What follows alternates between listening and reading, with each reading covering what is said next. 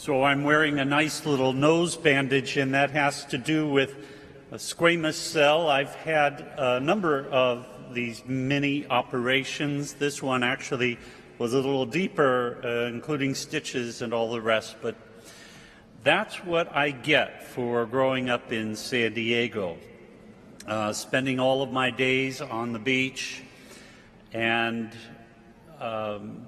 God, in His infinite wisdom, moved me from sunny San Diego to the land of the sun. But the good news is that I have a better understanding of taking care of this thing called skin and being attentive to it. But nevertheless, it's been many years as a child, just spending all of my days surfing and spending all my days sunning, and this Irish skin, it just can't take it any longer. It isn't that I wasn't taught to take care of my skin, although admittedly, I think when we were children, everyone wanted to get a tan. Everyone wanted to sun. And if you were white, you needed to stay up with those who were a little browner. And to do that, there were crazy things that people introduced, including baby oil. You wear baby oil, right? Or the next best thing was copper tone, which was a disaster. But everyone seemed to think that that's what you needed to do. And then finally, the scientists were coming out and saying, this is really ridiculous, guys. You need to stay out of the sun. You need to be careful. You need to put on lotion. You need to do all the right things. And after a period of time, you hear it, and you hear it, and you hear it, and some get smart, and they pay attention. In other cases, yours truly would not. And we move forward, we stay out in the sun, all put on lotion later. And it finally catches up to you. It isn't that we weren't warned. Today is the day of the world of care for creation. It's a time for us to kind of remember something about ourselves as human beings. And it's a time for us to kind of be warned. When I was a kid, you may remember some commercials about being stewards of creation. They would offer these wonderful opportunities for us to pitch it in. That was one commercial. To kind of clean up our neighborhoods. And if you saw some trash, you'd pick it up and you'd throw it in the trash can. It was called Pitch It In. That was kind of this campaign for everyone to do their part. And that campaign worked for quite a while. People were indeed pitching in. There were trash cans that were placed in certain areas for people to throw the trash, pick it up, not just your own, but if you see trash, pick it up and throw it away. And that campaign seemed to work for a long while. And then we kind of grew lax. But it isn't as if we weren't warned. And as you look around here, you'll see a lot of garbage on the street and around the area. And we've lost that little sense of stewardship because, number one, we kind of got out of that campaign mode of pitching in.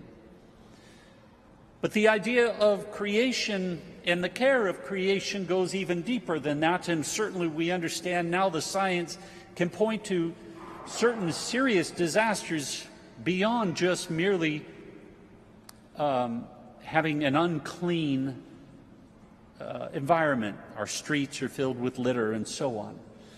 But that all of a sudden we're looking at carbon issues and the ozone layer, and we're looking at the way in which our planet might be in some ways melting away. And we're focused on a lot of those things now in our science, and that's giving us a better picture of what we can do and how we can prevent a world that could be very harmful, not only to ourselves, but to our children and to our children's children. And even beyond that, be harmful to the world. And we've heard this, and it isn't as though we haven't been warned. We've been hearing this. Our readings today focus on various forms of warning. In the first reading, we hear Moses tell the people before they go into the Promised Land that they're called to simply abide in God and obey God and follow God, and all things will be made well. And after Moses dies and the people do go into the Promised Land, Joshua reasserts that message and shares that message. If you live with God and you abide with God, all things will be made well. They heard the message. They can't say they didn't. And yet, they chose not to abide with God and to be stewards alongside with God. And as a result, their holy nation fell apart. This began at the very beginning of time, where God created the world, and He called us to be stewards.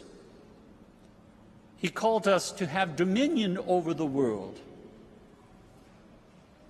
That as human beings, we're sort of set apart to care for the world, to care for all that God has given us, including all the blessings, not only caring for the physical, but also the spiritual.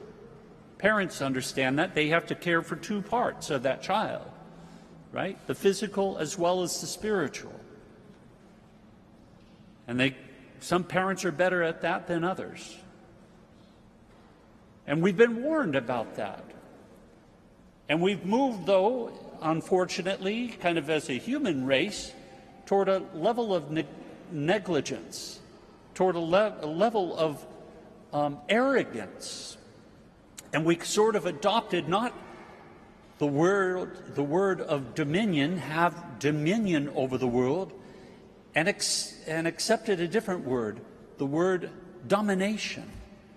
I'm going to dominate this world because of what we heard in our gospel today. Within us, not outside, but within us, there is a desire there is a greed that we all have.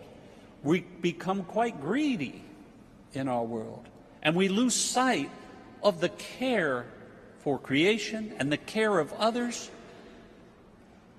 We have Labor Day.